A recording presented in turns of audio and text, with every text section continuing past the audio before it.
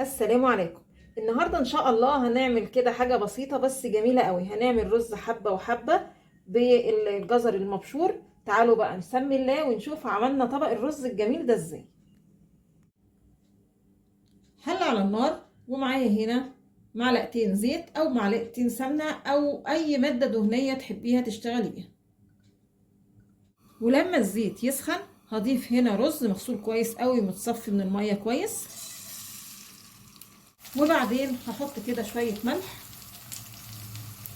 وافضل اقلب في الرز كده لحد ما يتحمر. وفايدة ان انا بظبط الملح من اول خطوة علشان الرز معايا يتحمر بسرعة وما ياخدش وقت كتير على النار. بعد الرز ما اتحمر وخد اللون الذهبي ده بالشكل ده هضيف معايا هنا بشر جزر وادي تشويحة كده للرز مع الجزر المبشور. الجزر المبشور بيدي للرز طعم مميز وحلو جدا. ادي تشويحتين كده وبعدين هضيف باقي الرز يكون مغسول ومتصفي برضو من المية كويس قوي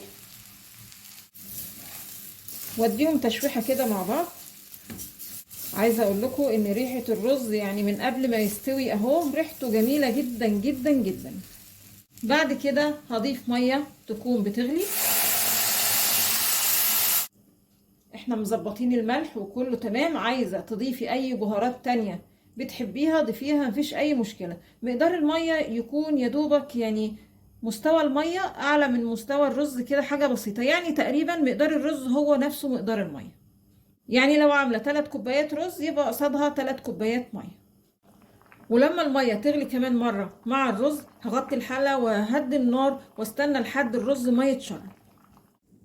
ما بياخدش وقت خالص على النار وبيكون خلاص استوى. بصوا وبقى مفلفل وزي الفل. هطفي على كده. وده الشكل النهائي معانا للرز.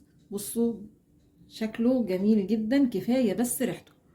عايزة اقول لكم بقى بصوا كمان مفلفل وزي الفل. بصوا يعني يتاكل لوحده كده من غير خضار من غير اي حاجة.